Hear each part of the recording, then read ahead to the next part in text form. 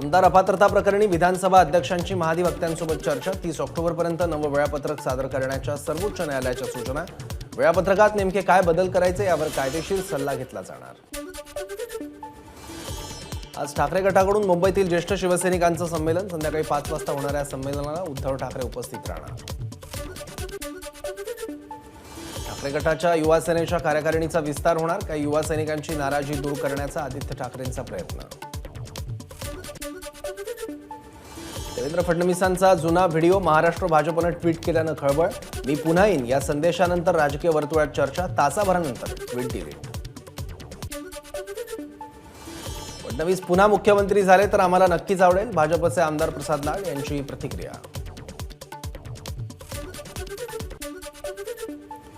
Tweet delete करण्यासंबंधी दिल्लीतून phone आला का? सुषमा अंधारेंचा भाजपवर निशाणा। असं काय घडलं ज्यामुळे ट्विट डिलीट करावं लागलं? अंधारेंचा सवाल।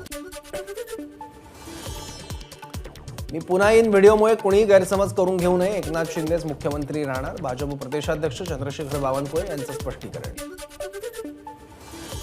एकनाथ शिंदे मुख्यमंत्री आहेत आणि तेच मुख्यमंत्रीपदी राहतील। फडणवीसांच्या व्हिडिओवर केशव उपाध्ये यांचं स्पष्टीकरण।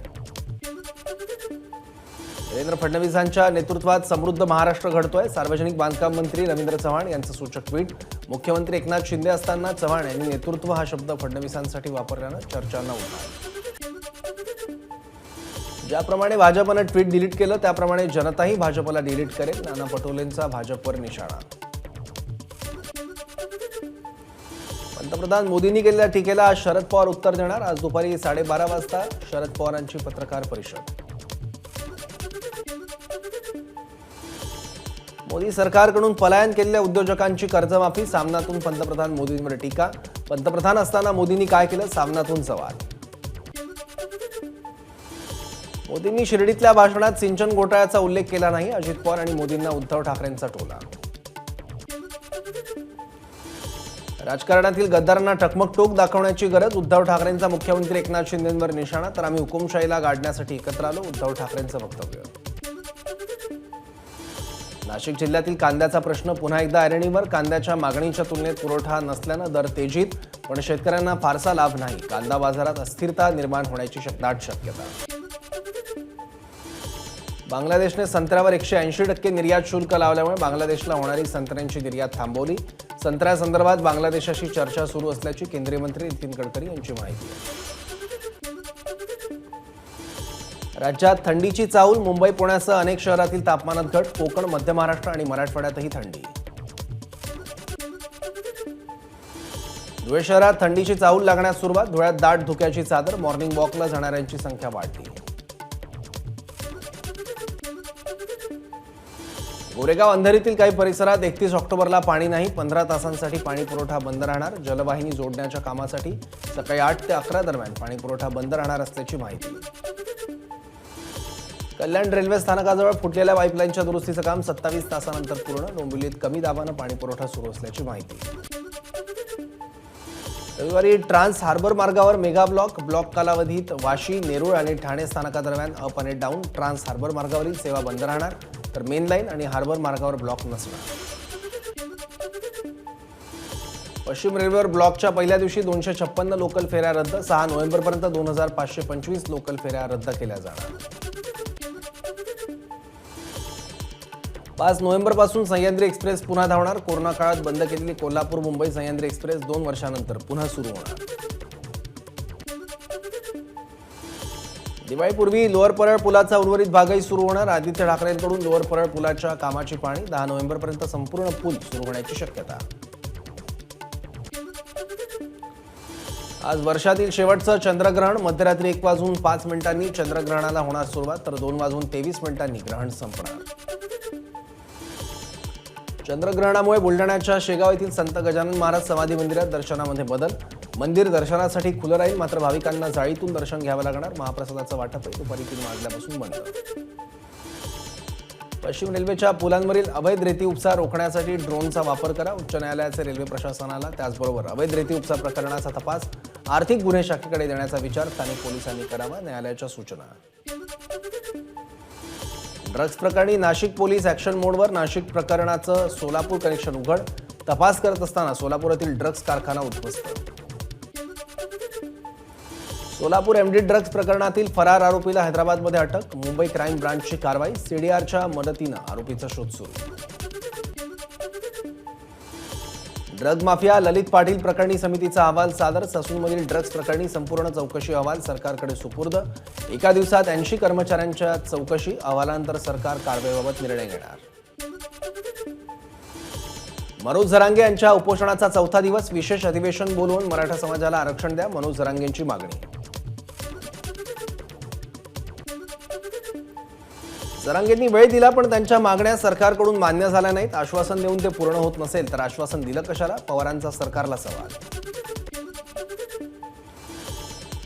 गुणरत्न सदावर्ते आणि भाजपचा काहीही संबंध नाही, विरोधी पक्षाकडून जाणीवपूर्वक बदनामी करण्यात येते, प्रदेशाध्यक्ष बावनकुळेंचा आरोप. मराठा आरक्षणासाठी ठाण्यात मुख्यमंत्र्यांच्या घरासमोर साखळी उपोषण करण्यावर सकल मराठा समाज ठाम, तर पोलिसांनी परवानगी नाकारली. मराठा समाजाकडून मुख्यमंत्र्यांच्या घरासमोर घोषणाबाजी. ओबीसी आरक्षणाला धक्का न लागता मराठ्यांना आरक्षण देता येऊ शकतं, बीआरएस पक्षाचे नेते हरिभाऊ राठोड यांची प्रतिक्रिया. बारामतीतील सकल मराठा समाज माळेगाव साखर कारखान्याची बैठक ठरली निष्फळ. सकल मराठा आंदोलक उपमुख्यमंत्री अजित पवार यांना मोहीत टाकू न देण्याच्या भूमिकेवर ठाम. रोहित पवारांची युवा संघर्ष यात्रा काही काळासाठी स्थगित. अनेक ठिकाणी गावबंदी असल्याने निर्णय.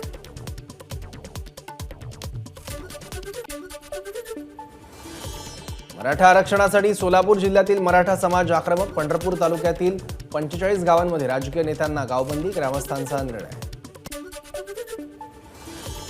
राज्यातील सर्वच पक्ष मराठा आरक्षणाच्या बाजूने, त्यामुळे राजकीय पुढाऱ्यांना घातलेली गावबंदी अयोग्य.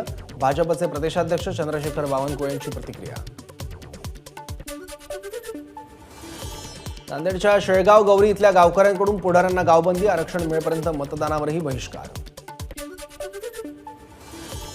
आरक्षणाच्या मागणीसाठी आळंदीत मराठा समाजाकडून साखळी उपोषण, तर वारकऱ्यांचाही मराठा आरक्षणाच्या मागणीला पाठिंबा. मनोज जरांगे यांच्या आमरण उपोषणाला पाठिंबा देण्यासाठी नांदेड जिल्ह्यातील जानापुरी ग्रामस्थांचा कॅन्डल मार्च, तर आरक्षणासाठी राजकीय नेत्यांना गावबंदी, ग्रामस्थांचा निर्णय. मराठा समाज बांधवांनी गादे गावात मंत्री अब्दुल सत्तार यांच्या प्रतिमेला जोडे मारत व्यक्त केला निषेध.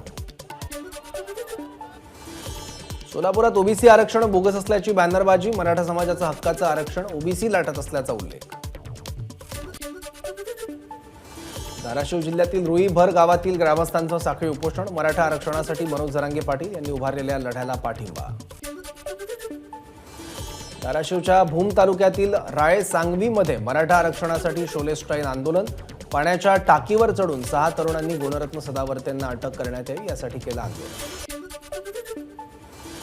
मराठा क्रांती ठोक मोर्चाच्या वतीनं नगर छत्रपती संभाजीनगर महामार्गावर रास्ता रोको आंदोलन. मराठा समाजाला आरक्षण मिळण्यासाठी मराठा क्रांती ठोक मोर्चाची आक्रमक भूमिका.